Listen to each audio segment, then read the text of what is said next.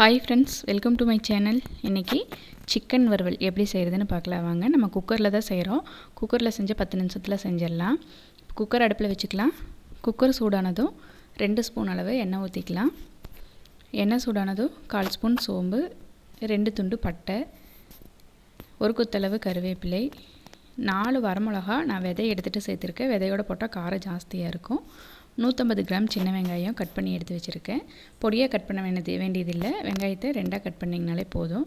இப்போ வெங்காயத்தை போட்டு வதக்கிடலாம். வெங்காயம் கண்ணாடி பதத்துக்கு வதங்கி வந்தால் போதும். 1 நிமிஷம் வதங்குச்சுன்னா சரியாக இருக்கும். பாருங்கள், வெங்காயம் இந்தளவுக்கு வதங்கினா போதுமானதாக இருக்கும். இதில் 1 ஸ்பூன் அளவு இஞ்சி பூண்டு பேஸ்ட்டு சேர்த்துக்கலாம். இஞ்சி பூண்டு பேஸ்ட்டு சேர்த்துட்டு பச்சை வாசனை போகிற அளவுக்கு வதக்கி விட்டுறலாம். பாருங்கள், பச்சை வாசனை போகிற அளவுக்கு வதக்கியாச்சு. இது கூடவே பார்த்தா ஒரு தக்காளி கட் பண்ணி எடுத்து வச்சுருக்கேன். அந்த தக்காளியை போட்டுக்கலாம். இந்த அளவுக்கு வதங்கினா போதுமானதாக இருக்கும். இப்போ தக்காளியை சேர்த்துக்கலாம். தக்காளியை சேர்த்துட்டு 1/4 ஸ்பூன் அளவு மஞ்சப்பொடி, சிக்கனுக்கு தேவையான உப்பு நான் இப்போவே சேர்த்துக்கிறேன். தக்காளி சேர்த்துட்டு உப்பு சேர்த்தோம்னா தக்காளி நல்லா வதங்கி வந்துடும். அதுக்காக வேண்டி நான் உப்பு இப்போவே சேர்த்துட்டேன். இப்போ இது எல்லாத்தையும் நல்லா கலந்து கொடுத்துடலாம். தக்காளி வதங்கி வரட்டும். பாருங்கள், தக்காளி வதங்கி வந்துருச்சு. இது கூட நான் 1 ஸ்பூன் அளவு தனி மிளகாய் தூள் சேர்த்துக்கிறேன். மிளகாய் தூளும் சேர்த்துட்டு நல்லா கலந்து கொடுத்துடலாம். இப்போ இதை நம்ம நல்லா கலந்து கொடுத்தாச்சு. இது கூடவே சிக்கன் கழுவி எடுத்து வச்சுருக்கோம். அந்த சிக்கனை சேர்த்துக்கலாம்.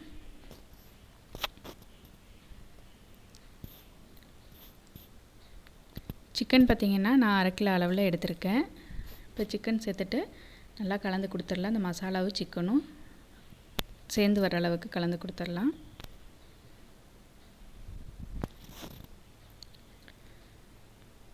இப்போ நல்லா கலந்து கொடுத்தாச்சுங்க. இது கூட நம்ம தண்ணி அதிகமாக சேர்க்க போகிறதில்ல. அளவாக 1/2 டம்ளர் அளவு மட்டும் தண்ணி சேர்த்துக்கலாம். சின்ன டம்ளரில் நான் 1/2 டம்ளர் அளவு தண்ணி சேர்த்துருக்கேன்.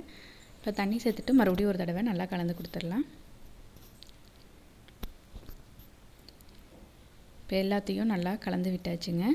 குக்கர் மூடி போட்டுட்டு அடுப்பை மீடியம் ஃப்ளேமில் வச்சு 2 விசில் விட்டு எடுத்துடலாம். பாருங்கள், 2 விசில் விட்டு எடுத்தாச்சு. ஆனால் தண்ணி கொஞ்சம் இருக்குது. நம்ம மறுபடியும் அடுப்பை ஒரு 3 நிமிஷத்துலேருந்து 5 நிமிஷம் வரையும் ஹை ஃப்ளேமில் வச்சு இந்த தண்ணி வற்றுற அளவுக்கு கொதிக்க வச்சு எடுத்துக்கலாம்.